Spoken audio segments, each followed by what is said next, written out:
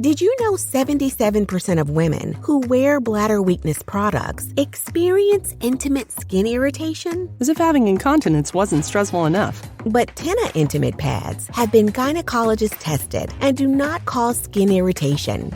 Gentle on my intimate skin. I need to try Tena Intimate Pads. Visit TenaSample.com for your free sample. Kind to skin, protects like Tena.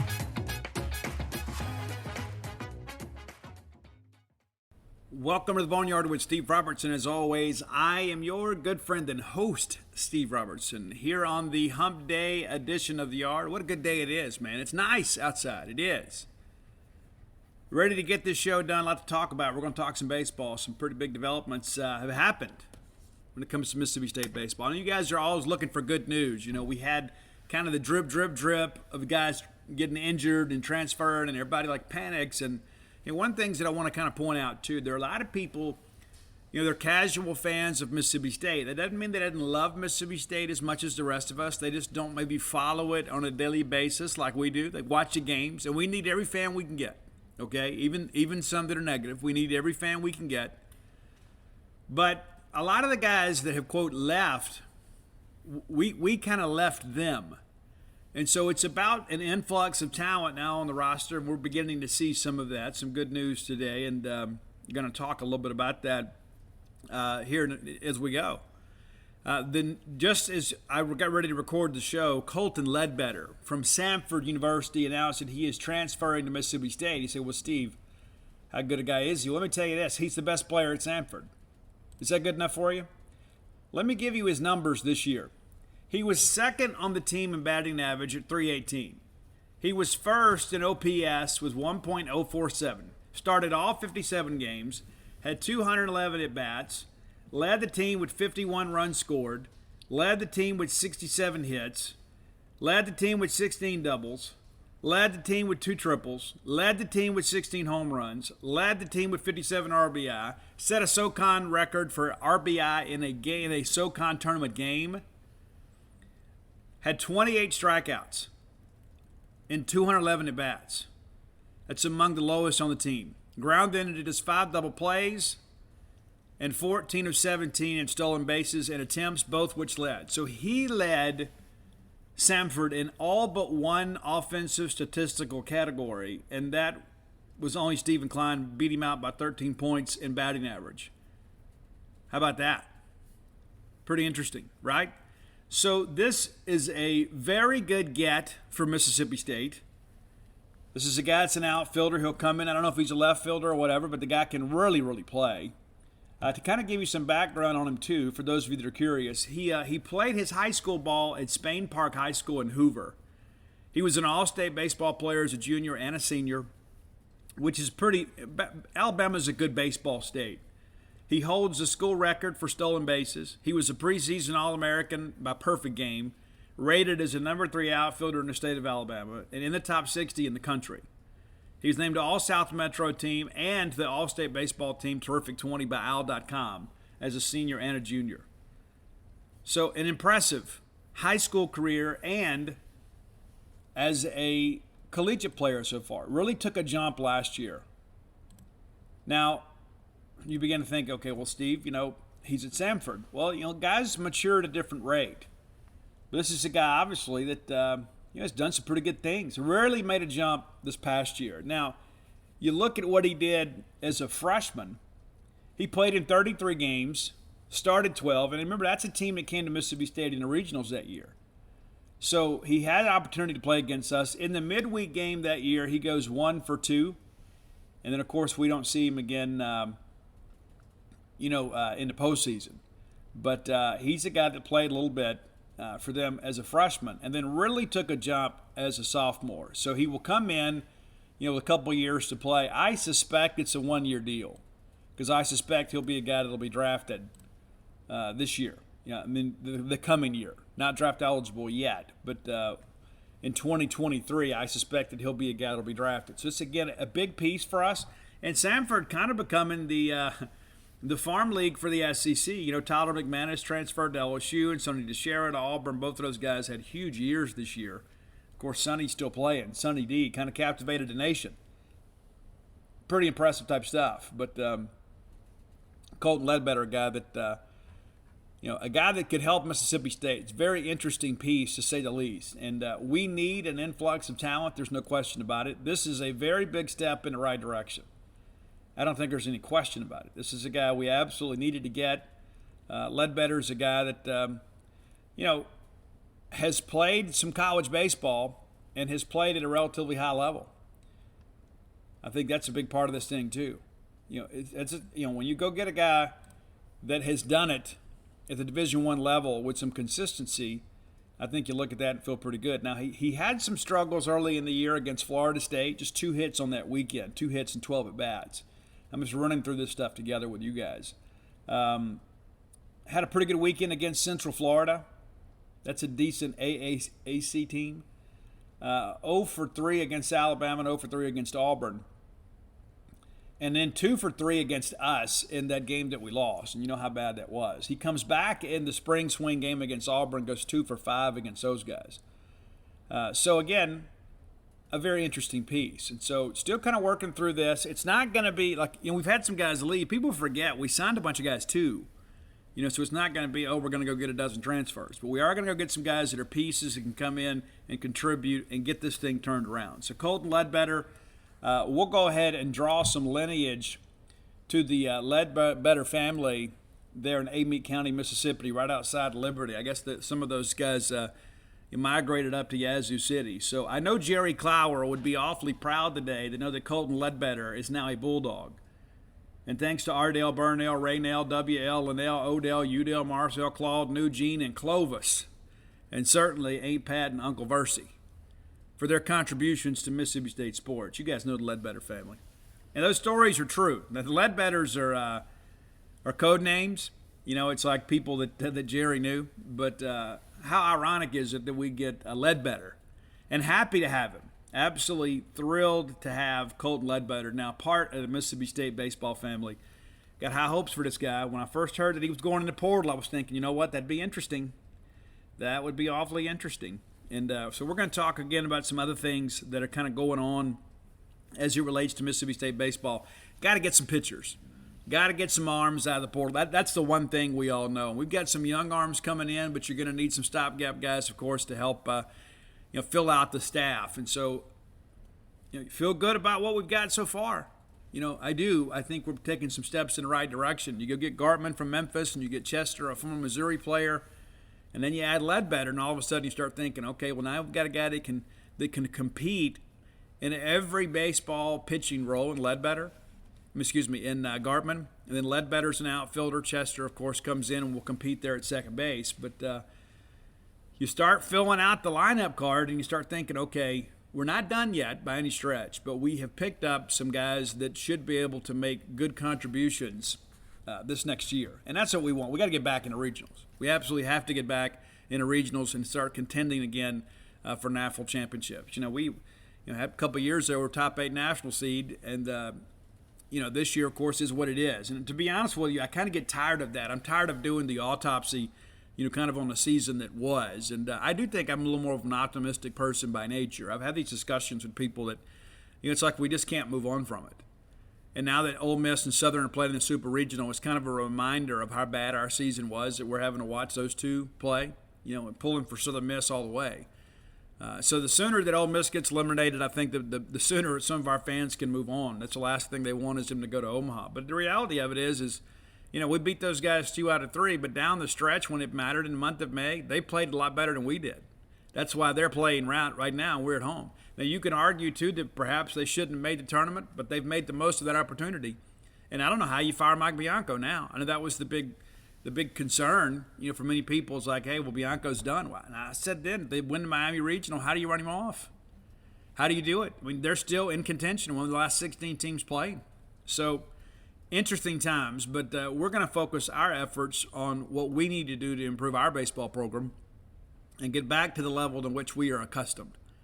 And I think getting Colton Ledbetter is a step in the right direction, to say the least. All right, Bulldog Burger Company, longtime sponsors of this show. I'm a huge fan of Bulldog Burger Company. I share with you guys, I love them before they loved me. Love going in there. It's a great place to get food. It's a great place to go for an adult beverage if you're so inclined. I like to go there sometimes really in the evenings when things are a little bit calm in downtown, right? The Cotton District's maybe not quite so pin up, with emotion or passion or whatever. I can go in there and have a nice meal. A lot of times, the only time I get to see my college girls is when I say, hey, I'm going to go to dinner. Do you want to meet me? I live about 6 miles out of town. You'd think I live in Winona, the way they act sometimes. But the reality of it is that's a place that we have frequented many times and very much enjoy being able to go do that. Let me encourage you, too. If you have relatives or neighbors or friends or whatever, and their students are headed to Mississippi State this year, let me encourage you, get a Eat With Us gift card. Go to eatwithus.com, and you can get one to use at the entire family of restaurants. But Bulldog Burger Company, very close to campus, let the new Bulldog student or even a returning Bulldog student get a dinner out on you, because you know what it's like to be a college student, right? I mean, you know what it is. And sometimes, it's like you're using mom and dad's debit card and that sort of stuff. But maybe you can pick up the tab and let the students in your life enjoy Bulldog Burger Company. 3 great locations to serve you. University Drive here in Start Vegas, Gloucester Street there in Tupelo, and the newest one, Lake Harbor Drive there in the Ridgeland Flowwood area. Be sure and go check them out. Have the spring rolls as your appetizer. It'll make you better looking. You knew a punchline before I even set it up, right? And also, too, I've received word that the Nashville hot chicken sandwich has been changed to Clarkville. Remember Kellen Clark destroyed those guys, hit the big home run to put the game away. So it's now the Clarkville chicken sandwich. I love it. So there you go. Bulldog Burger Company, the place where people go to meet. MEAT. All right, earlier today, collegiate baseball released their freshman All-American team, and as a surprise to no one, Mississippi State's Hunter Hines makes the list. I've been talking about that for 6 weeks or more. Guy absolutely deserved it. I even told some friends of mine in the collegiate baseball media, if he is not on your freshman baseball American team, then the list is invalid. Now, he didn't need me to go stump for him. The numbers that he put up this year are absolutely ridiculous. Second in school history of freshmen at Mississippi State. Second only to Rafael Palmeiro, who set the school record. And it's interesting, too. We talk about Hunter Hines. I wanted to go back a little bit, too. They didn't allow the freshmen to start playing until the early 70s. And then they didn't start awarding freshman All-American awards until like the early 80s. Because even though freshmen were eligible to play, they didn't play a whole lot. And so it took some time to kind of get that figured out. Because you were only allowed 3 years of eligibility, up until around the mid-70s. But you recall Mississippi State, one of the greatest teams in Mississippi State baseball history was 1970. And then once we advanced to the District 3 tournament in Gastonia, our seniors like Brantley Jones and Dennis Hall and Jocko Potts, those guys were ineligible to play because they had exhausted all 3 years of their eligibility. And that's not a Mississippi State mistake. That's an SEC issue. The SEC, the first allow freshmen to play, and then once your eligibility was used up, you're done. But going back, Palmeiro was our very first freshman All-American back in '83. And then Brad Hildreth in '86. He was a shortstop on that fine 1989 team. '87, Pete Young joins the third baseman. Bobby Reed in '88, Chris George in '89. Both of those guys pitchers. 1991 second base, Paul Petrillis. He and Jay Powell both named to Baseball America's freshman All-American. You guys, Jay, the pride of West Lauderdale, Mississippi. 1993, David Heyman and Scott Tankersley both make it on the Mizuno list. 95, we had a really good year. And remember, this 95 team, the members of this 95 team ended up putting together a couple of big Omaha trips, 97 and 98. That's Eric Dubose, Rob Oswald, Scott Polk, and Richard Lee. 1997, we had Travis Chapman. Chapman's a guy that played a lot of baseball in his life. 1998, Mark Freed and John Knott. Freed was dynamite for us later in his career as a Sunday starter. 2000, shortstop Matthew Maniscalco. Love Manny. Great player. And then pitcher Chris Young. Chris, of course, a winning pitcher that year in the against LSU in the SEC tournament a little bit later. It wasn't 2000, a little bit later. 2001, first baseman Matthew Brinson. Designated hitter Brent Lewis. Pitcher Paul Mahalam and third baseman Steve Gendron. Steve, of course, hailing out of Tampa, Florida. outstanding crop there, too. Those guys had some good teams as well. Didn't make it to Omaha, but put together a good run. 2002, outfielder John Mungle. 2003, pitcher Jamie Gant. And Jamie was a guy, too, that was a dude for us, in some years that we were kind of really struggling. 2005, Josh Johnson and Jeffrey Ray. Of course, Jeffrey Ray recently had his hits record broken by Jake Mangum here at Mississippi State. 2006, pitcher Matt Lee. 2007, shortstop Brandon Turner and pitcher Ricky Bowen. 2009, Nick Rout. 2011, outfielder C.T. Bradford. Of course, C.T. part of that 2013 team that played for a national championship. 2012, Jonathan Holder. And then we started a pretty good streak here. 2016, everybody's freshman All-American, Jake Mangum. 2017, Riley Self. 2018, Tanner Allen and Rowdy Jordan. 2019, J.T. Ginn. 2020, we had Will Bednar make it in 20. Of course, that was the abbreviated year. And so you had Christian McLeod and Bednar made it in 2020, and then Bednar and Landon Sims made it in 2021. So basically, was that 7 straight years now that you've had a Mississippi State Bulldog to be a freshman All-American? And so that's the thing that you begin to look at. We talk about recruiting, and of course, there's a lot more publications these days. And so I think it's important we talk about recruiting and about refilling the pipeline. And that's the thing at Mississippi State. We expect young guys to come in here ready to compete. And one of the things that I think gets lost in the discussion, about many of these younger players, and guys that are draft eligible earlier, you've got parents nowadays that are not starting kids on time. You have parents that are holding players back a year to allow them to get bigger and faster and stronger. So when they hit the college level, they're older and they're a little more college ready, shall we say. But then they're draft eligible in like 2 years, whereas before it would be 3. 3 years removed from high school or 21. So now what's happening, guys are turning 21. They're hitting the draft eligible age before they get to their 3 years of eligibility. And so as a result, guys have to hit the ground running. They've got to put themselves in a position where they contribute because of the fact they're going to be draft eligible usually by the end of their sophomore year. It's not always the case. Hunter Hines is a guy that's going to be draft eligible in 2 more years. So he'll be here through the 2024 season. And a lot of people don't realize, too, that Hunter Hines is a guy that played about a half the season with kind of a beat-up hand. That's one of the reasons he's not out playing a lot of summer league baseball now. He's just here working out, getting better, stronger, getting healthy. Just imagine what he can do 100% healthy. That guy's a masher, man. He's going to be your first baseman for the next couple of years. I think you feel really good about the direction and the trajectory of his career. I know that I do. And I don't know that we saw that coming. He wasn't a highly heralded recruit. Didn't go to a lot of those perfect game events, so he didn't get the hype. And that's one of the things that I share with people sometimes too. For the guy that is expected to be drafted out of high school, they're going to go to a ton of those events. And they're going to get ranked and evaluated, and everybody's going to know who they are. But for the guy that maybe doesn't travel as much, that maybe the guy that's like, now I'm going to go to college, and I've already got my offer, I know where I want to go, well, they're not going to go to those events. And a guy like Hunter Hines is probably not a guy that expected to get drafted very high out of high school.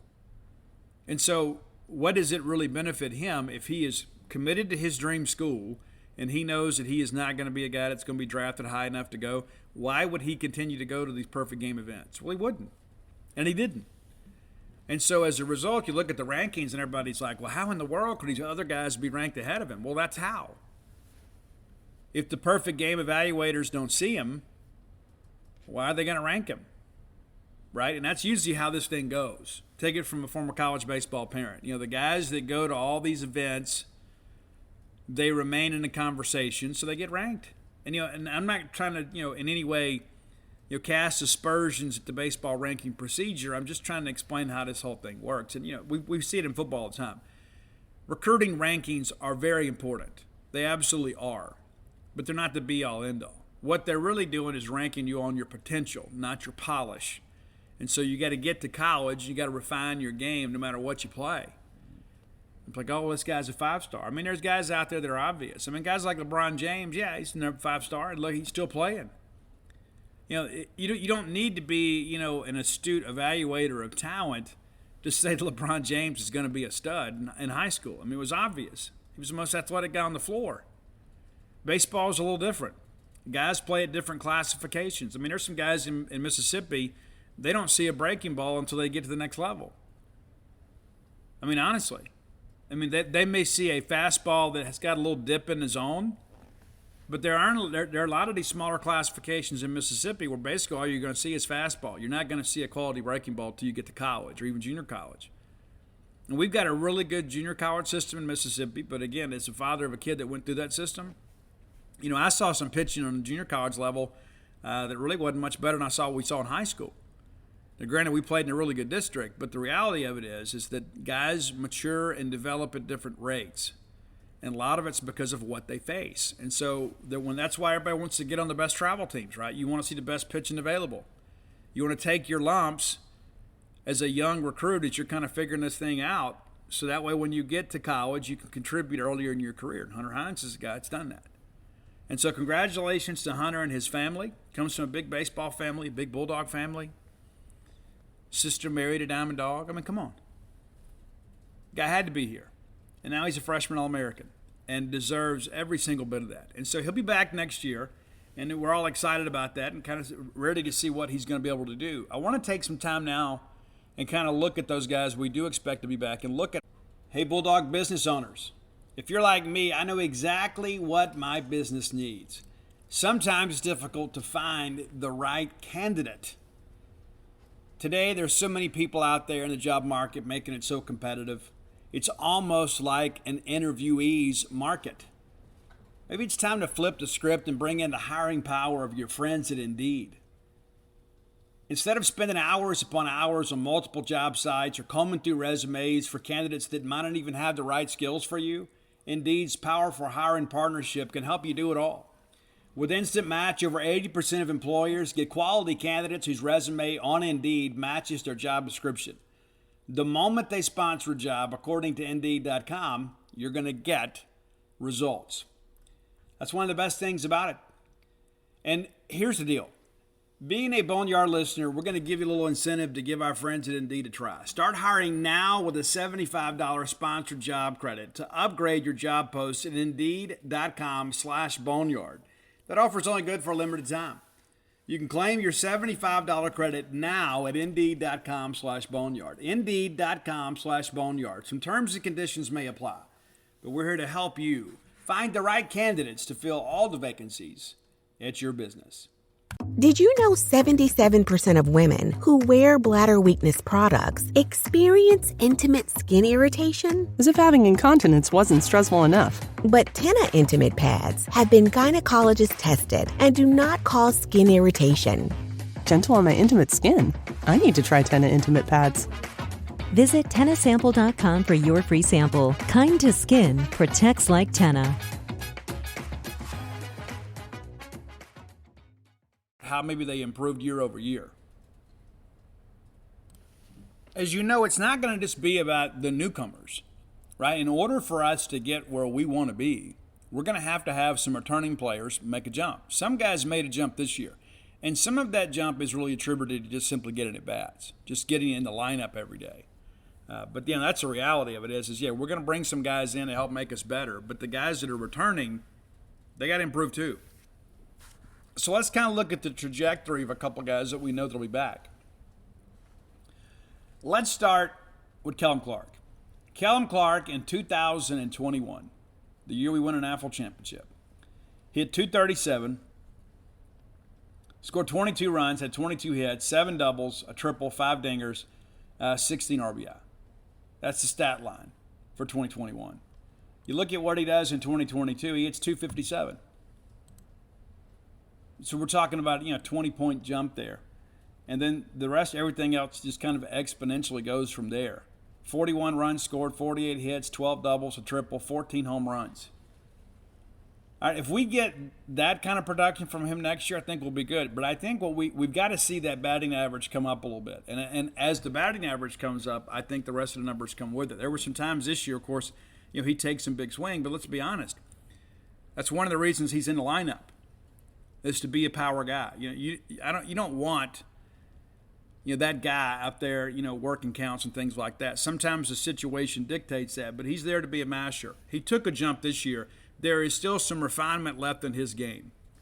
Taking that breaking ball the other way, for a single, especially in SEC games, rather than trying to pull everything. And listen, there are some times Kellum has shown some opposite field power.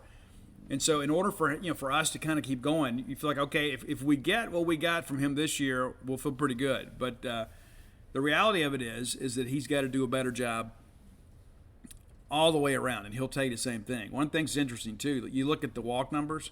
He had 26 this year. 26 and had fewer at-bats than some of the guys that beat him out. Cam James had 30 walks this year, Logan Tanner 32, and Luke Hancock 36. And, of course, Luke, one of the toughest outs in the country. Luke also plunked about 12 pitches this year. That's a statistic that kind of snuck through. So, Kellum is the guy that'll let you walk him, and that's kind of the sign of maturity. But, again, there is still some refinement left in his game. Guy has a lot of potential. I expect a big year. I think he could be a 20-home run guy next year. Got to have some pieces around him, right? And that's why going and getting Ledbetter like that's so important. You got to get some guys out there that give some length to your lineup so you can't pitch around your power bats. All right, let's take a look now at Lane Forsythe. Lane Forsythe was a guy that, we talked about that last year. It's like, he gets inserted in the lineup and then really never leaves and really made a difference with our team. I don't think there's any question about that. Guy was outstanding for us defensively. Offensively, he had some struggles, but let's talk at the offensive numbers and maybe look at his progression. In 2021, he hits 231. All right, those are not great numbers. This year, he hits 273. So a 42-point increase in his batting average, and much of that came in the second half of the season after he and Gotro kind of worked about working away and working back towards the middle rather than try to pull things. Lane's not a huge guy. He's not a guy that's going to be able to pull balls over the fence. I mean, he's got the one home run in 2 years, but that's just not his game. And that's okay. We don't need him to have that game. We don't need him to be the power guy. We need him to be the base hit up the middle, get on base type guy. Forsythe last year scored 30 runs, had 43 hits, 5 doubles, the 1 home run, 21 RBI. All right, let's look at this year. All right, so we mentioned 273. Okay, 18 runs, 30 hits, 3 doubles, the triple. Didn't hit a home run this year, and 12 ribbies. And again, some of that's a byproduct, too, of the people in front of him not getting on or hitting home runs, kind of him hitting in situations where there aren't guys in scoring position. But batting average is up. You'd like to see the rest of it kind of come along with it. But you know what? If we get Lane Forsythe out there playing elite defense, and he is an elite defender. I had a discussion earlier today with some friends of mine. We're talking about, because it's, how it is. I mean, we all want Mississippi State baseball to do well, and it's like we're kind of piling on saying, we weren't good defensively. Guys, we were 6th in the country last year defensively in fielding percentage. 6th. Led the SEC. Defense wasn't our issue. And when you've got a shortstop like Lane Forsythe, it kind of stands to reason. Lane is a guy that is going to be able to make plays that most people can't. Very, very good footwork, big arm. So if we get 275 out of him next year, maybe we can get double-digit doubles out of him, and because he is a punch-and-Judy hitter. That's what he is and who he is. But I think if you got that guy, if he just gives you what he gave you this year, I think you're in pretty good shape. Because you don't expect him to really be a run producer. You want him to be a table setter. But, it's interesting to kind of see how Lane has improved. And again, hey, what if he gives you 300 next year? What if he hits 300? What if he takes maybe not the same jump, if he just gets half the jump that he took this year, and he's hitting around 300? What would that do to our winning possibilities? Well, it'd help tremendously. It absolutely would. So I think it's important to kind of look at that and kind of understand those guys coming back. Are big for Mississippi State. Luke Hancock's a guy too. I don't know what he's going to do in the draft. Possibility he may come back. I know there's a lot of discussion about that, so we'll see. And here's some guys too that are returning. That were first-year players on this year's team. Von Seibert was primarily a left-handed pinch hitter for us, and you need some guys like that. He started just 4 games for us, played in 36, hit 273. The thing with him that I notice is that I don't know that he has maybe the bat speed. He's strong and powerful guy. But I don't see the bat head get out in front and like have an aggressive point of contact where he's shooting that ball into the right field corner. There's a lot of just kind of solid singles and balls hit back up the middle, and sometimes in a pinch hit situation that's all you need. But you'd like to see him kind of take a jump. He hit 273 this year. No extra base hits. And that's the thing you look at. You got a big, strong guy like that, and granted he needs ABs, but you'd like to get some better production when it comes to that. Slade Alford is a guy that a lot of people told us beginning of the year was going to be an outstanding player for us, and that he might actually send Cam James to the outfield. Not that Cam didn't handle third base. He did. Cam had a really good year defensively this year. But there was, to get our best bats in the lineup, there was discussion that Cam may go to center so they could get Alford's bat in the order. And Slade is a guy, too, and even talking to Jake Gautreaux, he said, fans don't even really appreciate yet what he can do. He's got some real power. It's just about kind of letting him see him pitching this year and kind of get up to speed. We need him to take a big jump next year. Playing third base, he's going to have to be a double-digit home run guy for us. He hit 209 this year, started 9 games, played in 26, 43 ABs, 5 runs, 9 hits. And looking at the Ks have got to come down. 13 Ks. And you don't expect a freshman. I mean, everybody's going to be Jake Mangum. You're going to have some guys go up there that are going to struggle, and then they see a big guy like him too. Got a little bit of a longer swing at times. They're going to try to gas that fastball by him. But we need him to take the next jump for us. Aaron Downs is a guy, he missed some time early in the year, and then he got banged up. But we just got to get him healthy. This is a guy, too, when he hits a baseball, it's violent contact, whether it's an out or not. This guy, when he barrels up the baseball. Hit 206 this year, 18 games played, 7 starts. I think all those were in left. And 34 ABs, 5 runs scored, 7 hits.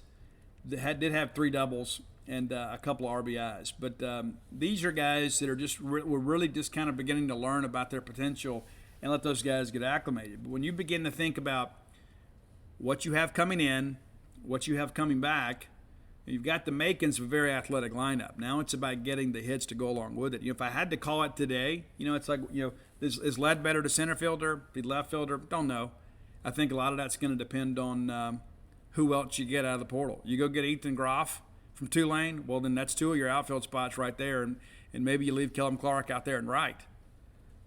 You got Alford, of course, at third, Forsythe at second. Let's say Nate Chester or another transfer guy in at second base. Hunter Hines at first. We got to figure out the catching spot. I think Ross Highfield is a guy that will catch, the true freshman. He's a Major League Baseball prospect as well. Is he the midweek guy and maybe once on the weekends, a DH a little bit? Does Luke come back? That's the thing you got to kind of figure out from here. But you've got some young guys, but you've got to balance that off. Just because we had high hopes for Slade Alford and Aaron Downs this year, and you look at their numbers, both of them is hitting barely over 200. Well, what's Ross Highfield going to do next year? We're probably not going to be nearly as good as he will be as a junior, right? And so you're depending on these guys to make a jump, and you've got other guys coming in the pipeline behind them that'll probably perform in a similar manner that they did. But Ross is going to have to mash. He really is.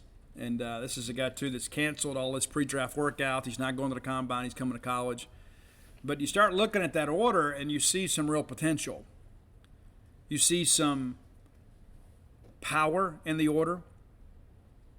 Slade Alford and Aaron Downs, you're going to have to bring some juice on the right side. There's no question about it. And that was one of the things that I thought, we really had to kind of look at when we got ready to figure this thing out. How it was all going to work, with hitters and, we go out and get them the left-handed power bat. And so we're going to need somebody on that right side to kind of take off for us. Because right now, you add Ledbetter in and you begin to think about Ledbetter, Clark, Hines. Your elite home run hitters are all on one side. So we've got to balance that out. So Alford and Downs have got to step up. Well, what that tells me is we likely need to add a right-handed power bat out of the portal. And who knows versus the Hunter Hines out there waiting from the right side. Don't know. You can't bank on that. But that's probably pitching and then going out and getting the right-handed power bat. Those are the things. Because like a May Day at Duty Noble Field, it seems like sometimes you just hit a hard fly ball to the left, it's going to get out. Well, we need some guys that can do that. We need some guys that can, hit double-digit home runs for us from the right side. If not, it's going to make it an easier matchup. And that's the thing I think about too is, when you look at TA and those guys and the job they've done here at Mississippi State, and, a lot of our best players in program history have been power hitters from the right side. I mean, Rafi, Will, you know the list. But that's, to me, that's one of the needs you look at. It's like, okay, if Nate Chester can come in here and be a dude and take over at second base, and he's a guy that's got a little pop in his bat too. I don't know that you can depend on that, but he could potentially be a double-digit home run guy. Slade Alford could potentially be a double-digit home run guy. But you've got to find somebody else, maybe as a designated hitter, that can step in there and swing that bat from the right-hand side and kind of turn the game around for you. That was the thing, too, like when Foskey was here, especially in 19, especially 2020, is Foskey was a guy that could turn a game around on one pitch. Because he was such a disciplined hitter. If we could go find another Justin Foskey, we'd be doing good. And granted, he was a first-round draft pick, so that's easier said than done. But we need a guy like that. We need a guy that can go out there and turn a game around. Because when you start thinking about stacking this order up, you got some real potential in there. But, I began to think about, Hines Clark and Ledbetter all right there together. You wouldn't want to stack three left-handers. You'd like to go left, right. So you don't put yourself in a bad situation late in the ball game where they can just kind of match you up with a lefty. You'd like to be able to alternate left to right. But when you start thinking about those guys in the heart of this order, it's kind of easy to get excited. But we've got to go out and kind of retool this pitching staff. And, of course, we've got some guys that are signed that and there's a lot of optimism. We're going to get most of the guys we signed on the campus. And if we do, then all of a sudden you can turn this thing around really quickly. But I just don't think you can depend on first-year players to help turn this pitching staff around. You're going to need them, obviously. I think Bradley Laughton is a dude. I've talked to so many people that really like him. He didn't have a great showing in the state championship final, but this guy can really play. I mean, talking to some cross-checkers, they'll tell you this guy could be the key to Mississippi State's recruiting class. He's that good. So you get him with some other guys, you feel good about, kind of developing the pipeline. But we have got to go out and get, a couple more guys. You got to find a closer somewhere. Absolutely have to find a closer. And that's the thing, too, that I go back to. I don't want to mention any names. I don't want to hurt any feelings or anything like that. But the reality of it is we had some guys that we just couldn't count on this year. Even prior to the injuries. We had so many questions with this bullpen. And, I've read all the criticisms of moving Landon Sims from closer to starter. That doesn't change anything. He probably gets injured either way. It's just kind of how life is. You just never know when it's going to happen. I mean, how many times you've been in a car accident, it wasn't your fault, right? I mean, there's just things that happen in life. But we knew that we were going to have question marks on the back end. And then all of a sudden you start losing some guys. And we really never truly identified a closer, even in fall baseball. And so we're kind of auditioning for that as we go along. And then the very first weekend, KC is out, right? KC was the best pitcher in the fall. We felt great about him, and then we lose him. Then we lose Landon. I mean, it's ad nauseum. We've all been through it so many times. But we've got to identify somebody that can go out there and get 3 to 6 outs for us late in the ball game. Because, I mean, how comfortable was it in 2021? We get to the 6th inning with a lead, the game is over. I mean, we shorten games on you. If we got a quality start – and we could piece it together with one setup guy that maybe get you through the 7 and get you through 6 or 7, the game is over. You weren't going to win. You had no chance to win. And so I don't know if we see anybody like that for a while, with Landon Sims' alpha dog mentality and that four-seam fastball that's almost unhittable at times. But we've got to go out and identify a closer. And I think that's a big part of things as we kind of move forward with the, with our decisions in the portal. Is going and getting those guys and come in here and fill a need for us. Because when you look at us this year, there were times we pieced it together a little bit in middle relief, but when it came down to closeout game, we couldn't do it. And I think KC is probably back. And there's some people that like him a lot. So I could see him getting drafted. Is it high enough to go? I don't know. But let's be honest. I mean, KC was kind of forced into a role that he really wasn't prepared to pitch. He starts the year as a starter. The next thing you know, he's a middle relief guy. They were hoping to have him close out games, and it just didn't always work out. And tip of the cap, to Casey Hunt for just kind of showing up there and doing whatever's asked of him. And the guy's a gamer for sure, but he's one of those guys that had to do it all at some point this year. And so I think another year will be good for him. But all it takes is one team to really like him. But I think when you begin to think about piecing this thing together, that's where the crux of the transfers I think needs to come from. Is finding guys that can compete on the weekend, and if they can't, then they're your midweek or your middle relievers. But we have absolutely got to find a lights-out closer. And there's some guys, some names have been passed along to me, and you talk to your cross-checker friends, and I'll tell you, Steve, that kid's getting drafted. That kid's getting drafted. So we have got to go find the guy.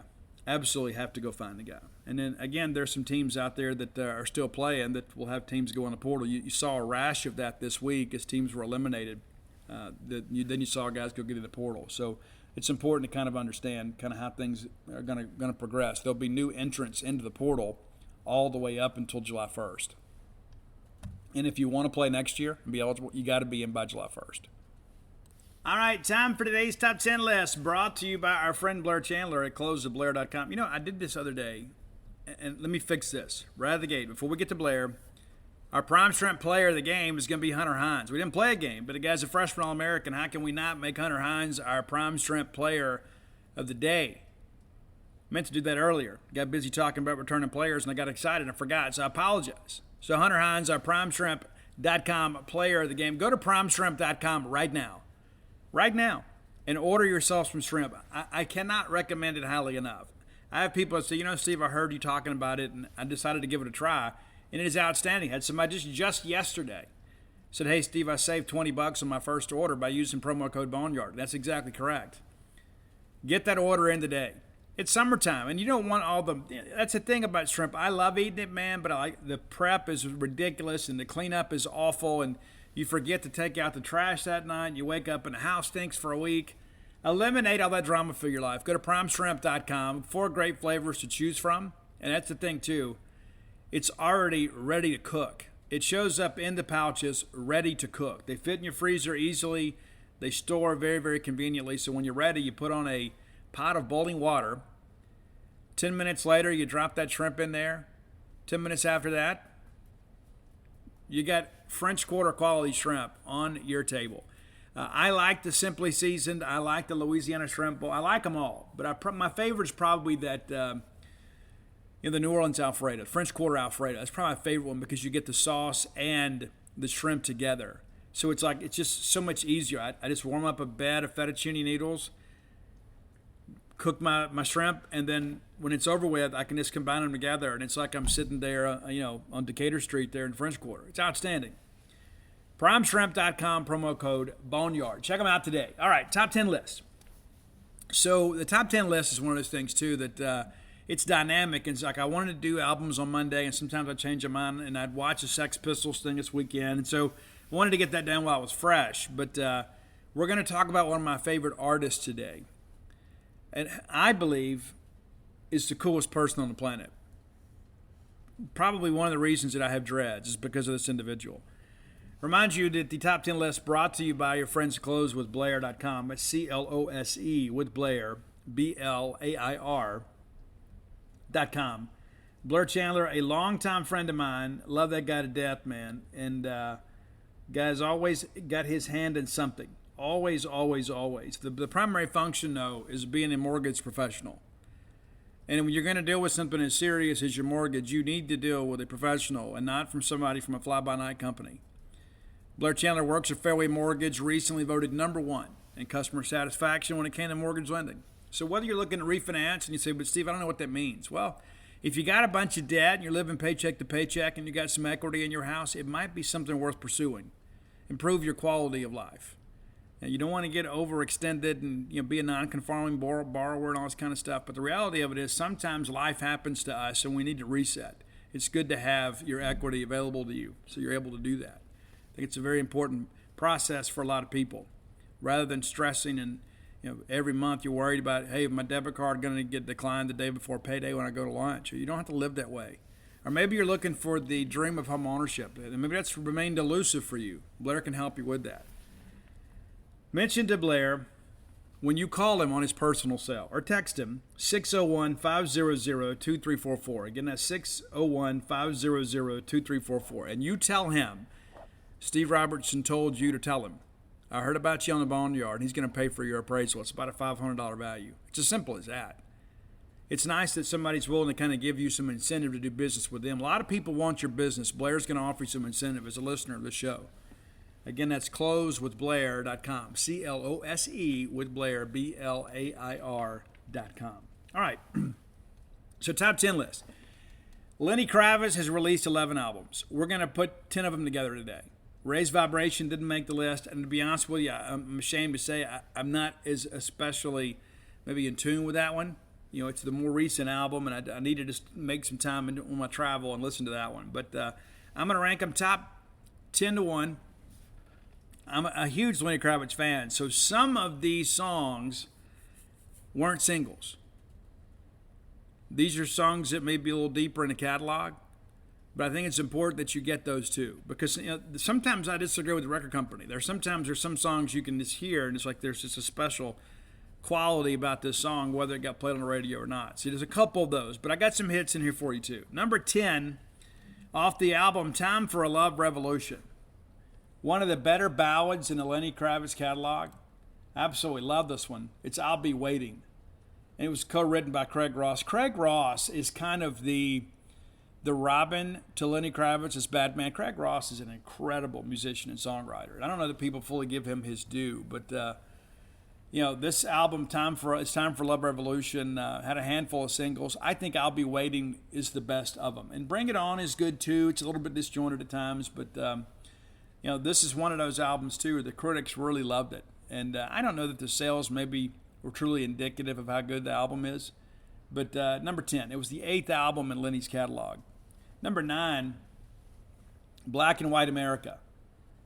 And it was several years ago, so it was kind of it was an interesting time in the country, and it seems like it always is. But Lenny kind of released this. It was around the time that Barack Obama was in office and that sort of stuff, and so it's just kind of like, Lenny, of course, is biracial. It's just one of those situations where it was, in his mind, kind of an album of unity in many respects, and it is a very lengthy album. It was recorded down in the Bahamas, and had several singles come off this album. Several. But I didn't pick a single. I didn't. And there were a bunch of them. Come On and Get It and Stand were on the radio. People love those. But I went with a deeper track. I went with I Can't Be Without You. I think that is a very different song. It is more in the ballad family, but it's one of those songs, too, that I think is kind of a high mark on the album. I think it was maybe underappreciated by the record company. But that's an album, too. Maybe if you were a Lenny fan and maybe you hadn't caught up with a more recent catalog, that's one I think you should listen to. Number 8, and this album, some days, I can put this thing on, and I can't decide if it's new Lenny or old Lenny, but it's true Lenny, for sure. It's the album Strut. One of my favorite tracks on this one that I did, I almost went this direction, is a song called Dirty White Boots. It's great. New York City is great. The song Strut is great, but I went with another deep track here. I don't know how people can put this song on and not be happy. It's just so peppy and poppy, and it's really unlike a lot of things in Lenny's catalog. And this is an album, too, that I think is just top to bottom outstanding. But it's the song I'm a Believer. I mean, it's like you hear it, I don't know how you couldn't clap and sing along to it. It is that kind of song. It's like it's just one of those songs that makes you move. All right, number 7, the album Baptism. This is another one, too, where Lenny was still kind of trying to find some things, I guess. There was a lot of changes going on in life. There's been a couple times in his career where he's had some albums that were a little bit darker in some respects. I think Baptism is one of those. One of my favorite albums is one that is considered the darkest of the Lenny Kravitz albums, and it was around the time that he was going through divorce and being away from his child and that sort of stuff. But Baptism, I think, is one that kind of has some of those same elements. Again, another pretty high-selling album for him, but in many respects, if I remember correctly, it was the lowest maybe rated album of his career. But it had a handful of singles on it, but we didn't we didn't go with a single again. You know, I guess we did. I guess Where Are We Running was a single on the album. But Storm is a good one. Calling All Angels is really good too. The song Baptized is interesting. What Did I Do With My Life is another one. Jay-Z actually has a guest spot on a song called Storm. Lionel Richie is on Destiny. How about that? He was a songwriter on that. But I think Where Are We Running is a good one. But this album, again, it's a little disjointed. It just is. It's a little bit disjointed.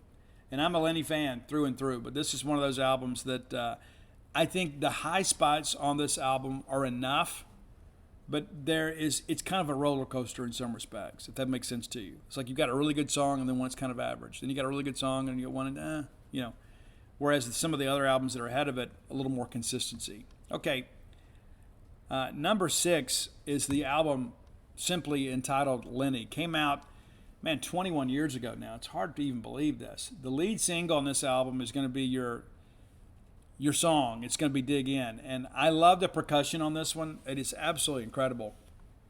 It's one of those ones, too. It's like, Lenny is a guy, too, that has kind of messed around with his band a few times, too. He'll bring some people in or whatever. He and Craig have been together for a long time. But there's just a lot to it with Lenny. But this is one of those albums, too. Like, I think Believe in Me is a beautiful song. Stillness of My Heart, I think that's one of Craig Ross's greatest contributions. If I Could Fall in Love is incredible. This, unlike Baptism, there's not as much up and down with it. It's kind of an even trajectory, and I guess, and Dig In to me is just one of those absolutely incredible ones. Absolutely incredible ones. All right. So let's move on now to the top 5. And I think most people would agree this is the top 5 albums. You may disagree. I think this is probably, we may disagree on the order, but I think at the end of the day, these are the 5 best Lenny Kravitz albums. And what's interesting too is because of Lenny's incredible talent, it's one of these deals where how many artists out there could have 5 albums that people could feel so passionately about and say, this is the best Lenny Kravitz album, right? A lot of bands out there, it's like, oh, this is the best album. And then I kind of like this one, and then that's kind of like the end of the discussion.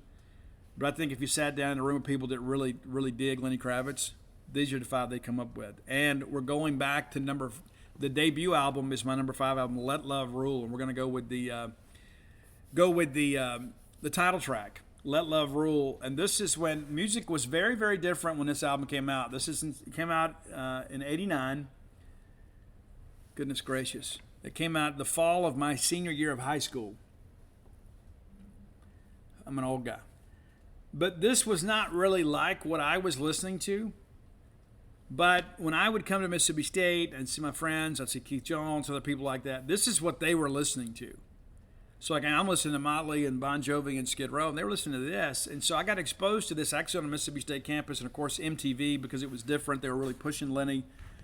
But I came up here to State, and it seemed like all the girls that were cute were listening to Lenny Kravitz, and I was like, I could get into this, But I didn't realize at the time that it was going to end up being somebody that would be instrumental in the soundtrack of my life.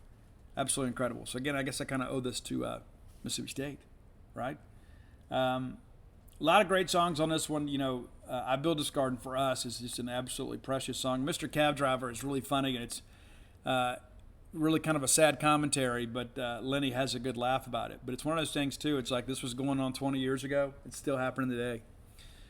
All right, number 4, and this is one of the darkest albums in the Lenny Kravitz catalog, and I guess maybe one of the reasons that I like it is it was a kind of a dark period in my life, too, even though I've been sober for a few years. This comes out in 1995, and the lead single is not ours, not our song for today. Rock and Roll Is Dead was kind of released as an advanced single on the album, and I liked it a lot, but I didn't like the kind of the message behind it. But there are so many good songs on this album.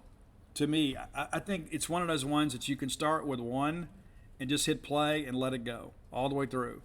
I love the song Magdalene. That's incredible. And Tunnel Vision, that's one of those songs that you put on, it's going to make you move. Beyond the Seven Sky is great, and that's a Craig Ross kind of primary written track.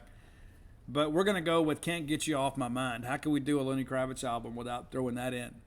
It's just this whole album, start to finish, is fabulous.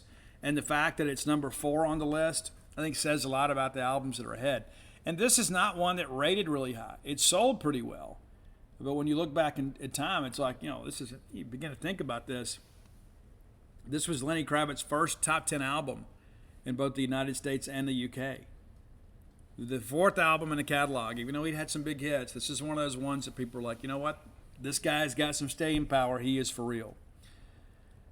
All right, number 3. The number 3 album for me was actually the 2nd album that was released, and that's Mama Said.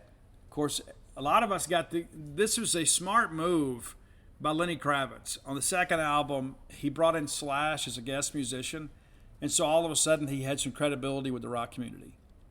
And this is an album, too, that has so many good songs on it. I mean, I could have made a case that this could be number 1. There are so many great ones. Again, it's one you can just kind of let play and let it go. But we're going to go with Always on the Run. That's going to be your song today off the Mama Said album, Always on the Run. It Ain't Over Till It's Over was a huge hit. It was a song written by Lisa Bonet. And then Stop Dragging Around is another one. And, of course, he and Lisa Bonet had a child, Zoe Kravitz. Many of you know her. There's a song written for her called Flowers for Zoe. And then there's one, track number 13 is What the Blank Are We Saying? And I know that title is somewhat offensive. The song itself is actually very inspirational. It's about basically being better people and setting better examples for our children, and maybe not using that language. But this is a great one. And Stand By My Woman is another one that is just, it is such a throwback. It doesn't even sound like anything from the 80s. And I think that's one of the reasons Lenny was able to stand out. Is he just kind of trusted his own vision for his music, and he delivered. And one of the most incredible musicians of my lifetime. I don't think there's any question about it. All right, number 2 for me, you may disagree, is the album 5. I think this is one of those albums, too, that you can just let it play. I Belong to You is an absolutely amazing love song. Super Soul Fighter is one that's probably underappreciated. Black Velveteen is another one that was kind of critically acclaimed. We're going to go with the song Fly Away. I think everybody knew that one, but there are some tracks on this one that are a little bit deeper. They didn't get a lot of airplay that I think will be very important for you if you go back and listen to it. If you like Lenny Kravitz, I think this is an album maybe you weren't quite as familiar with. Maybe you aged out a little bit. You go back. This is one of the ones I think will kind of pull you back in. And when they re-released it, American Woman, of course, From the Spy Who Shagged Me made the list. But there's just not a bad song on the album. There's just so much consistency in the catalog. But I think this, again, is one of the best ones. But the number 1 album for me, and we're going to go with the title track off this one. And if you know Lenny Kravitz, you already know which one it is. It's All Going to Go My Way. Incredible album from start to finish. And again, I just think it's one of those things, one of those albums, too, that comes along at an important time of your life. Heaven Help is an absolute banger of a song. I absolutely love that one. Just Be a Woman is another one. Is There Any Love in Your Heart is just one of those songs, too. It's almost kind of gut-wrenching. But Are You Going to Go My Way? That's it. And the video is incredible, and Lenny won all kind of awards for this album. And I think this was, in many respects, maybe Lenny's coming out party. And then people are like, oh, but Steve, he was so critically acclaimed with the first album. And he was. And then he established some credibility with album number 2. I think Are You Going to Go My Way as an album really legitimized him as a performer. I think people realize this isn't just a guy with dreads and, a handsome guy with an image. This guy is a true musician. He's an artist. And I think this is one of those albums that there is not an album that is a greater indicator of Lenny Kravitz's genius than the album Are You Going to Go My Way? So there you go. Top 10 Lenny Kravitz albums. I always enjoy talking about Lenny Kravitz. There's just so much to him, too. He does a lot of stuff for children's music. He has done a ton of things. He's done concerts, done benefits. He's donated money to encourage kids to learn to play instruments and embrace music and songwriting. And so I have a tremendous amount of respect for him. I don't know if he still has his place in New Orleans. I think he still does, but he lived in New Orleans for a while, and there were a lot of things that happened down there. Of course, when those schools restarted, and Lenny was responsible for helping privately kind of get those music programs restarted again. And I think that says a lot about his character as a person, and proud to call myself a fan of Lenny Kravitz. If you have ideas for the top 10 list, please reach out and let me know. Or better yet, reach out to Roy on Twitter at Dogmatic67. Thank Roy for putting all these things together for us. Makes it awfully easy, for sure. Absolutely makes it easy for me. And so we'll come back on Friday. And I don't know what we're going to do yet. We may let it be Roy's Choice. We hadn't done a Roy's Choice in a while. Roy was on vacation last week, and I'm going to be on vacation next week. And again, I'll give you programming notes on Monday, how we're going to handle all that. But we'll have some shows for you. How about that? All right, this segment of the show brought to you by Campus Bookmart, a Starkville institution. I love Campus Bookmart. You will too. If you haven't given them a try, allow them to serve you when you're looking for the latest and greatest Mississippi State merchandise. Miss Kathy Brown, the lovely, talented Susie, Miss Pam Minyard, the whole crew there will treat you like family, because in their minds, you are family. It's quite simple, really. If you can't make it to town to see them, visit them on the World Wide Web at campusbookmart.net. And by being a loyal Boneyard listener, we'll give you a phrase that pays. That is BSR, which stands for Beautiful Steve Robertson. And that'll get you free shipping on all orders over $50. Any order less than $50, absolutely incomplete. And buy yourself something, right? You get so busy, you kind of bankrolling everybody else's needs. Take care of yourself. Again, that's campusbookmart.net, promo code BSR. All right, we're not playing baseball, but I love college baseball. And man, Monday, what a great day of college baseball that proved to be. I watched it all day once we got done with the show. So here are the 16 teams that are remaining. I'm going to give you my prediction of how all this will go down. Looking forward to seeing some more college baseball, even though we're not playing. I'm not as emotionally invested, so sometimes I just kind of enjoy watching the quality of play. Tennessee and Notre Dame. I think Notre Dame could get Tennessee. I don't think they will. I do think it goes 3 games. I think this is going to be a very entertaining super regional. I don't think there's any question about it. Tennessee, the odds-on favorite to win it. But Notre Dame, and look at these guys. Like last year, they go on the road in a super regional against the eventual national champion. This year, on the road for a super regional against the expected national champion. So, kind of tough luck, right? But I do think Notre Dame can make a game of this. Lane Jarrett's a great coach. I don't know how long Notre Dame can keep him. I know that Tennessee has really thrown some money behind their program and trying to keep Tony Vitello. They're finally relevant in college baseball. This is a chance for Notre Dame to really legitimize themselves as a player on the national scene in college baseball. I know they won the ACC last year, even though it probably deserves an asterisk next to it. But this is one of those program-defining type series for them. And again, they're going to pitch it. They're going to pitch it and play good defense. But Tennessee, they make it difficult to catch it when they hit it over the fence. Texas and East Carolina. I'm going to pick Texas to win this one. I think Texas and Ivan Melendez, offensively, I think they can overwhelm East Carolina. East Carolina, of course, kind of had their way with Coastal on Monday. I think Texas is beginning to kind of play up to their potential. I think they make it back to Omaha again. Now, the advance beyond that, I don't think they can make it out of that bracket. But I think Texas could make this thing awfully interesting and maybe get into a bracket final.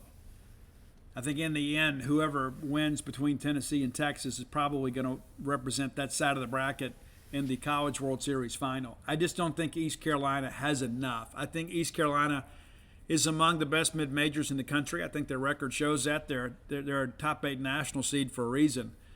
But the Longhorns, with the experience of last year, the moment won't be too big for them. They feel like they should have played for it all last year. Of course, they didn't get a chance to do so because Mississippi State eliminated them. But I think this East Carolina team has probably gone as far as they can go. So we'll take Texas. Matter of fact, I think Texas actually takes it 2 games. All right, A&M and Louisville. I actually picked Louisville to win this one from the very beginning. I think Louisville makes it to Omaha. Dan McDonald, one of the best coaches in the country. I think A&M, they're new money in many respects.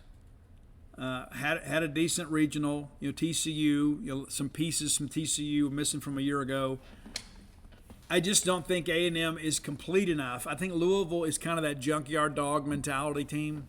They just kind of get after you and they come at you in waves over and over and over again.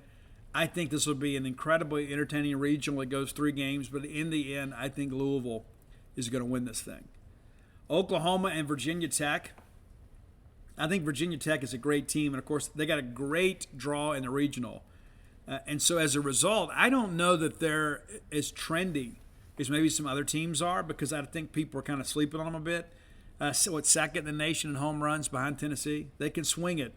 I just think Oklahoma is going to match up well with them.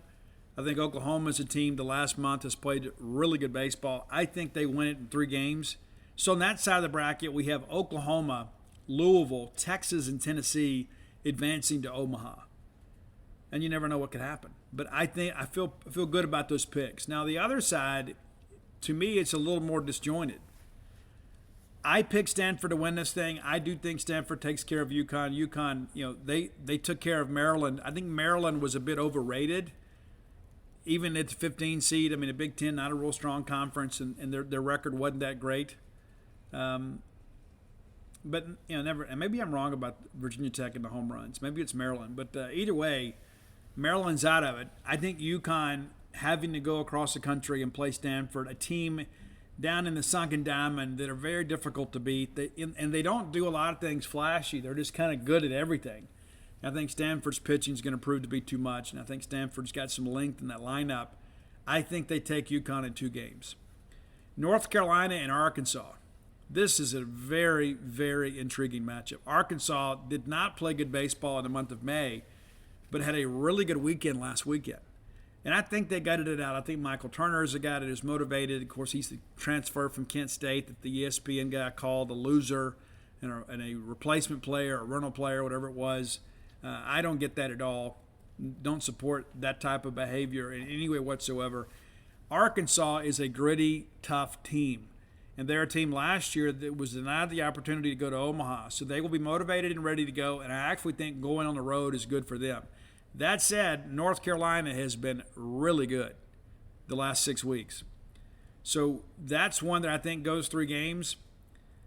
And we're going to go with Arkansas. I think Arkansas will find a way to simply out-tough them in Game 3. I don't think Arkansas can win at Omaha. I do think Arkansas can win in Chapel Hill. All right, the one that all the eyes of Mississippi are upon, Ole Miss and Southern Miss. I think this is an interesting matchup. Now, Ole Miss, even when we beat them, I know people are like, oh, this Ole Miss having a bad year. I said then that was a great win for us just because of the fact that there's some length in that lineup, and they have kind of figured it out. Pitching has been a moving target for them. They have pitched it much better down the stretch.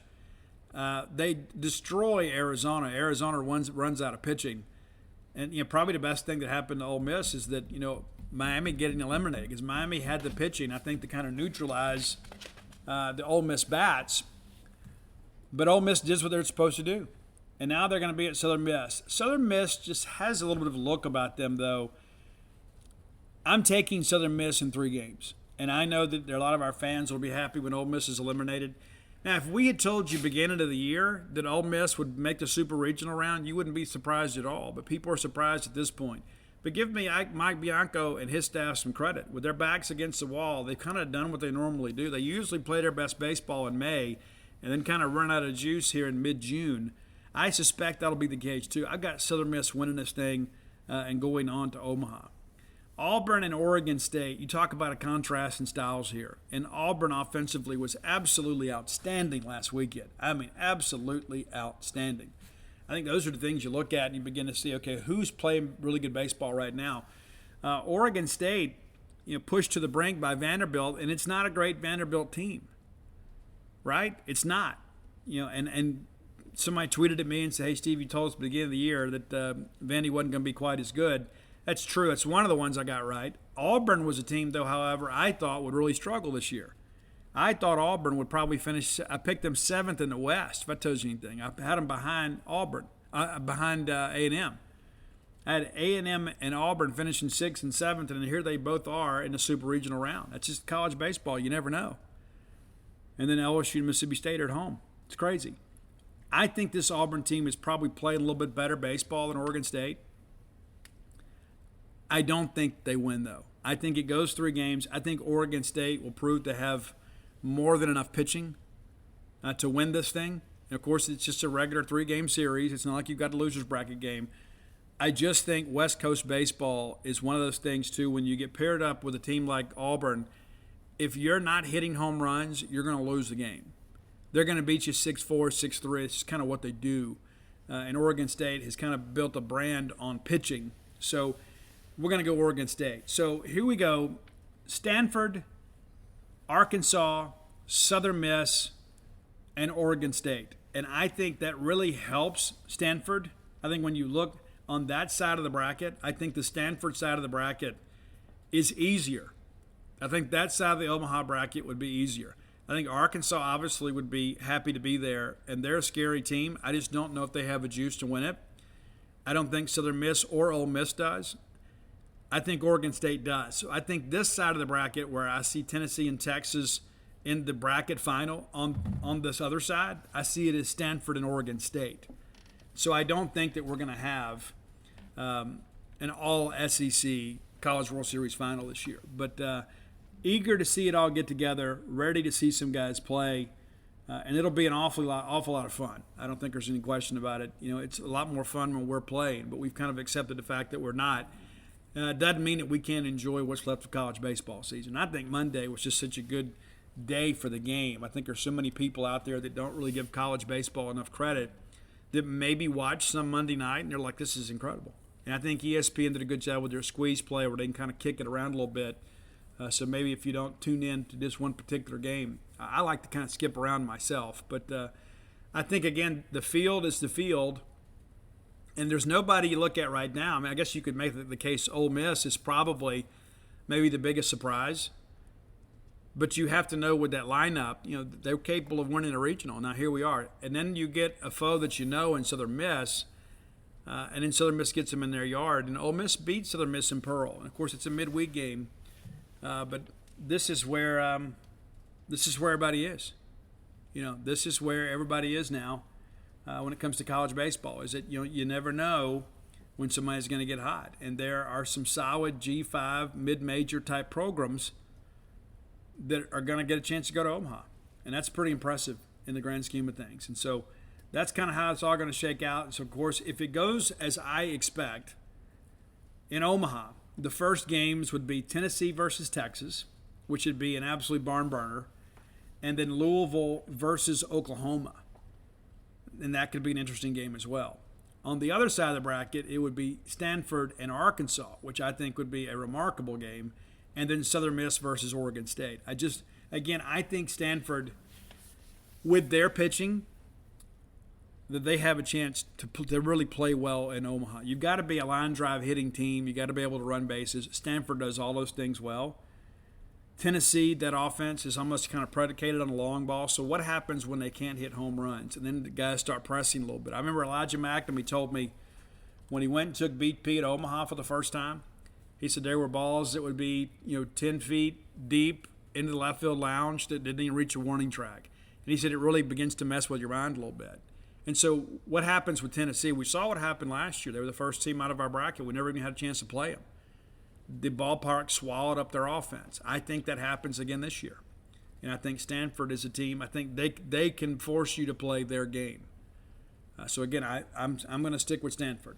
That's my pick. I'm not changing. I had some people message me when Stanford lost the other day.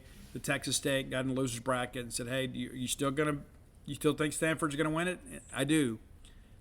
When you have pitching, you always have a chance, and Stanford has plenty of that. So, we'll see how things go, but I know, again, all of your eyes are going to be on that super regional down in Hattiesburg, and we're all pulling for Southern Miss. I don't think there's any question about it. No question about it. All right, final segment of the show brought to you by our friends at Portico. Portico, a great place to live. I tell you, if I was moving to Starkville now, that's where I would move, because I'd like to be closer to campus. I think it'd be great to be able to be close to campus. I think a lot of people probably feel the same way. And maybe that's why you come to Starkville, is to attend the athletic events on the Mississippi State campus. How about that? So, Portico, very easy to get to. You turn off of 82 onto 12 like going to campus. The very first right is Pat Station Road that takes you to Portico. You'll be 1.1 miles away from the Mississippi State campus. Think about that. How cool would that be to live that close to campus? But you're on the quiet side of campus. The convenient side of campus, easy to get back out on the highway. Get over to 25 if you want to. You can get on that bypass. It'd be great. Your neighbors are already living life to the fullest. Phase 1 completely sold out. Phase 2, under construction now. 2 of those homes already sold, 8 more being built. But there is room for you. Maybe if you don't say, hey, Steve, I've kind of got some custom needs, the builders can work with you on that too. You can pick out your lot and have some say in your house plan. And you only get a few times in life to do that. I'd encourage you to give our friends at Portico a call. Brooks Bryan, former Diamond Dog, great guy. Talked to him this morning. Give him a call for your questions. 601-416-8075. Again, 601-416-8075. A lot of Mississippi State people involved in this development. A ton. Trying to make Starkville a better place to live. And again, we'd love for you to be our neighbors. I love it when you guys come to town. And maybe you're looking for a retirement home eventually, or you're looking for an investment property, or you just like to have a second home here in Starkville. How cool would that be? Let our friends at Portico take care of those needs for you. Again, make Portico your next move. Well, watch all this college baseball. It's one of those things, too. I guess in some ways it kind of pours some salt in the wound a little bit, right? I mean, it's like we should be playing, and we're not. And there were a lot of you that were just kind of ready for college baseball season to end because there were so many disappointments associated with the season. I'm not going to sit here and tell you that there's anything I can look back and be positive about. We had a bad year. But I read these things and I hear these things, and sometimes I just want to take somebody and sit them down and say, listen, one season does not a program make, good or bad. We were a great college baseball program before we won the national championship. The national championship just kind of legitimized us. It was the one thing we didn't have. Now we have it. But I'm not content with one. I want to win more before we're done. Before I leave, I'd love to be able to celebrate 2, 3, 4, 10 more times in Omaha. Wouldn't it be great?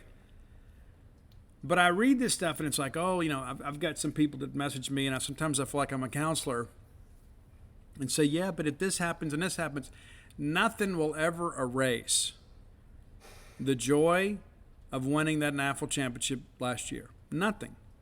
It doesn't matter who wins it this year. And in no way is our national championship in any way diminished because somebody else wins it this year. It doesn't matter who wins it. I mean, Southern Miss wins it this year. Ole Miss wins it this year. I don't expect that to happen, but if they do, it doesn't change the fact that we won the national championship last year.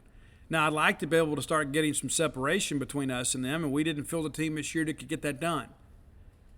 But the reality of it is we didn't all of a sudden get to be bad at baseball. It's like, people, are we gonna change this coach? Are we gonna do that? Or it's like, everybody just take a deep breath.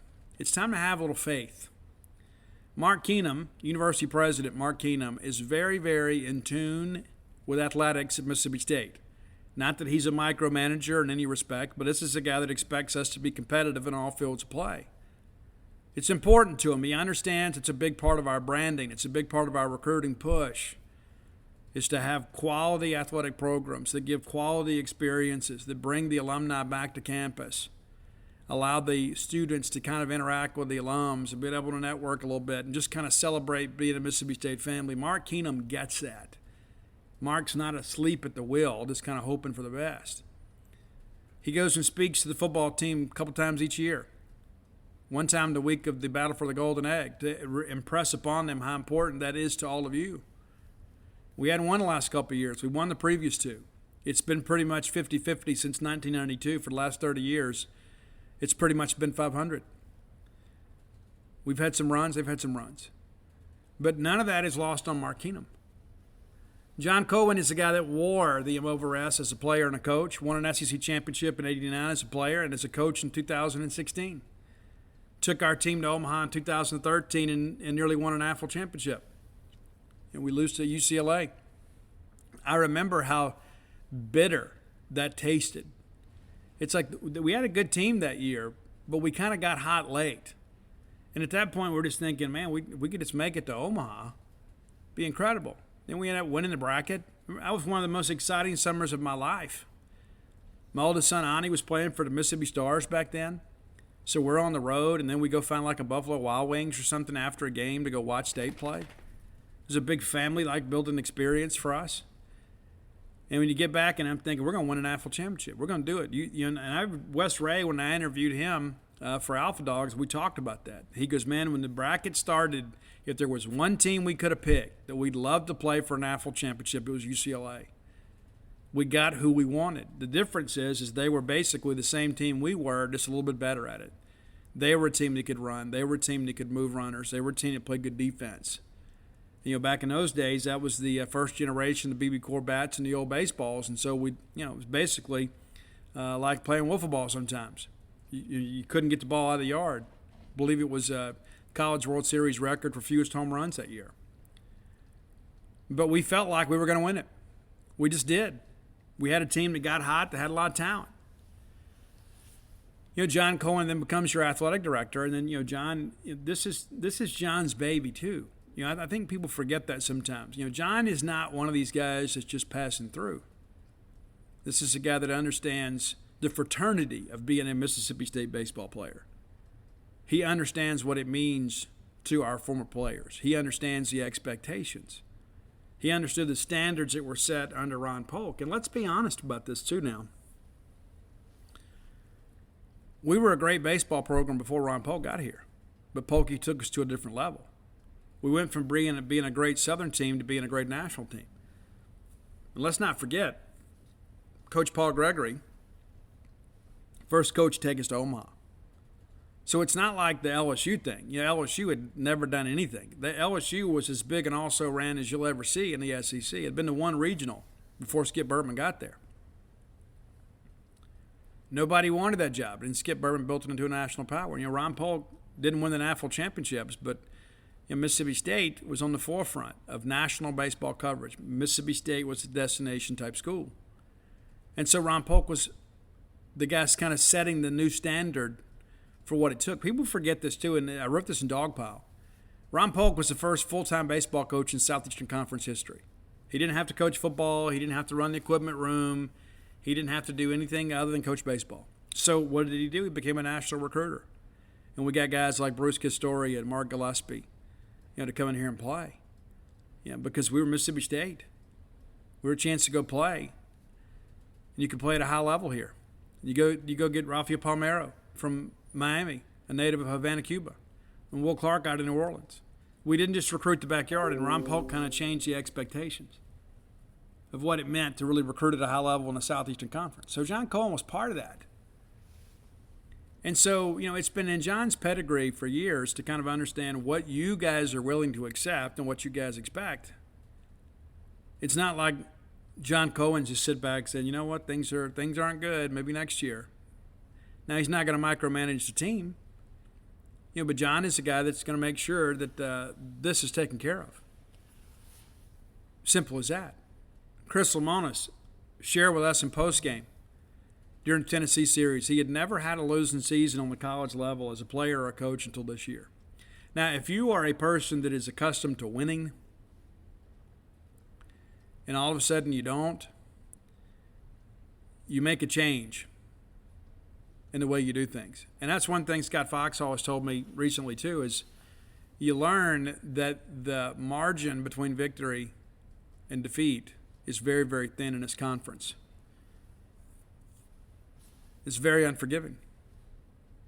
So there's nobody involved with the administration or with the baseball program directly that is happy with the season. There's nobody saying, well, we just had some bad luck. Nobody feels that way. Everybody understands we got to get an influx of talent. Everybody understands that it is unacceptable for Mississippi State to miss the Southeastern Conference tournament. It's unacceptable for us not to be in the discussion for a regional. It's not acceptable. Now, you guys expect to host every year. I do too. I know that's not realistic, but that should be our goal every single year. Should be to be a top 8 national seed so we can host a regional and a super regional right here to give ourselves the best chance to get to Omaha. And once you get there, it depends on matchups, right? But that's our goal every year. And so now we're taking the steps now. What can we do to get this team back to Omaha next year? Well, you got to work the portal. I mean, the signing class is what it is. It already is, right? So now you've got to supplement. You've got to go out and get some guys that are maybe 1 or 2 year players that can come in here and help make this thing get going again. But also, too, some guys that maybe can stand in the gap while these younger guys develop. It's important to understand, and there's a lot to it. There's an awful lot to it. It's not one of these situations where, well, we just got to go get this guy. We got to manage the returning roster. Got to monitor their progress out in summer baseball. We got to do some other things to make sure that our guys are getting prepared for the draft. Got to make sure we got a roster spot for some of those guys. If they don't get drafted or they decide to come back, it's a very complicated process with a ton of levels. You can't go out there and get oversigned or overextended.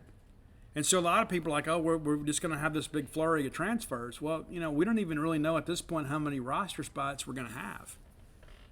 And so I think you'll see a wave of transfers, and you've already seen 3 newcomers here in the last 10 days in June. Things will kind of steadily move along, and then once we get through the draft and we kind of know what we have, who's coming, who's leaving, I think you'll see some more.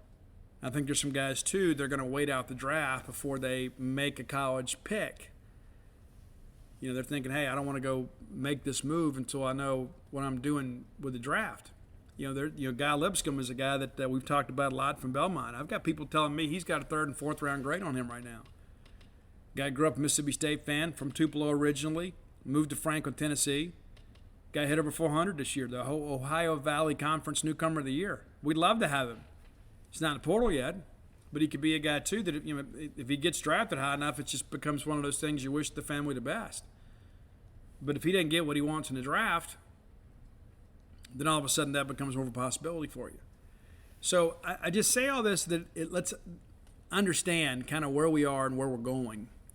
Nobody is satisfied with what happened. Everybody involved is embarrassed. Everybody's embarrassed. I'm embarrassed. I've never been embarrassed to be a Mississippi State fan. I'm not embarrassed of our kids, but I'm embarrassed with the results that we had this year on the baseball diamond. And as much as I enjoy watching college baseball, it's a lot more fun to watch when you know that your team still has an opportunity to advance. But we've known for a long time we weren't going to be involved with this next weekend of baseball. We've known it, and it stinks. But I just encourage you to keep the faith. Keep the faith. It's like I have these people that say, well, if we don't do anything, well, we are doing something. We're going out, we're getting players. And we had some other guys, too, that weren't going to develop at a rapid enough pace to help us this year, that they're elsewhere now. And that's sometimes you got to be honest with guys and say, listen, here's the reality of a situation. We'd love to have you back. But here's how we see the playing time situation shake out. And so I think it's important to kind of understand that too. But if anybody's ever deserved a mulligan in the history of Mississippi State baseball or in Mississippi State athletics period, it's Chris Lemonis. Chris is a winner. Chris is a great recruiter. Chris is a guy that's going to make some things happen. And so we're going to be, this time next year, we're going to be right back in this mix. We're going to be previewing a super regional talking about Mississippi State. I firmly believe that. And I have people message me all the time and say, hey, do you think we'll turn it around? Yes, I do. And I read these people who are like, hey, well, next year's not going to be any better. Well, that's not reality. That is you resting your insecurity on the backs of Mississippi State baseball. Because you fear that. Not because you know that. We don't know what the roster is going to look like. We don't know how many transfers we're going to add. We don't know which players are going to pop up and say, hey, you know what, I'm not going to go in the draft. We don't know any of that yet. But like we're already wanting to pass judgment on next year. That's got nothing to do with the current situation. That is not a Mississippi State issue. That is a you issue. Oh, well, next year's going to be even worse. Then don't watch. Stay home. Fine with me. Because there'll be plenty of people that's going to be there. Because I firmly believe that we're going to be right back next year. And maybe I'm a bit of a Pollyanna when it comes to that, when it comes to Mississippi State baseball. But here's the thing. Mississippi State has always been good at baseball. Always. Always good. I think it's important to understand that. There is a culture and a pedigree here where we're not one of these programs that just kind of got lucky. We just kept knocking on the door until we kicked it down. And the people that did that, the kicking, are still here.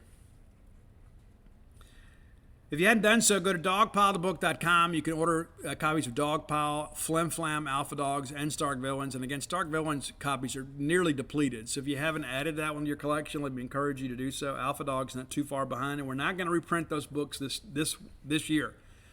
The second printing of Dogpile is being delivered this week. So, quantities in stores have been down. We haven't really been promoting the book as much because we were afraid to run out of books. Well, now, second printing is here.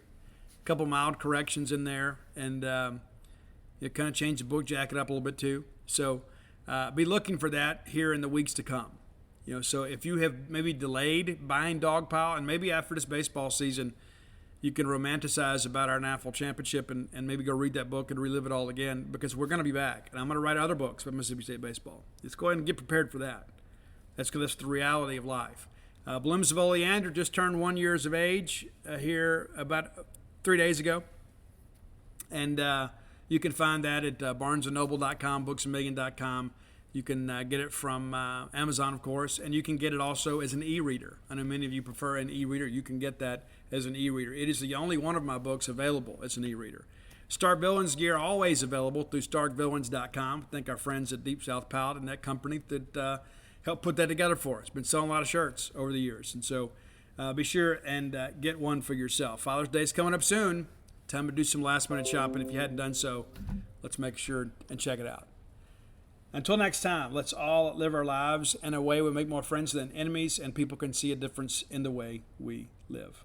Underdog Fantasy is the fastest-growing fantasy app and easiest place to play fantasy sports. Just jump on UnderdogFantasy.com or download the app, draft your team, and that's it. And if drafts aren't your thing, they also have a pick'em game where you can win 20 times your money in a single night. Use promo code RADIO, and Underdog will double your first deposit when you sign up with up to $100 in bonus cash. Deposit $100, get $100 free. That's promo code RADIO. Terms and conditions apply. Did you know 77% of women who wear bladder weakness products experience intimate skin irritation? As if having incontinence wasn't stressful enough. But Tena Intimate Pads have been gynecologist tested and do not cause skin irritation. Gentle on my intimate skin. I need to try Tena Intimate Pads. Visit TenaSample.com for your free sample. Kind to skin, protects like Tena.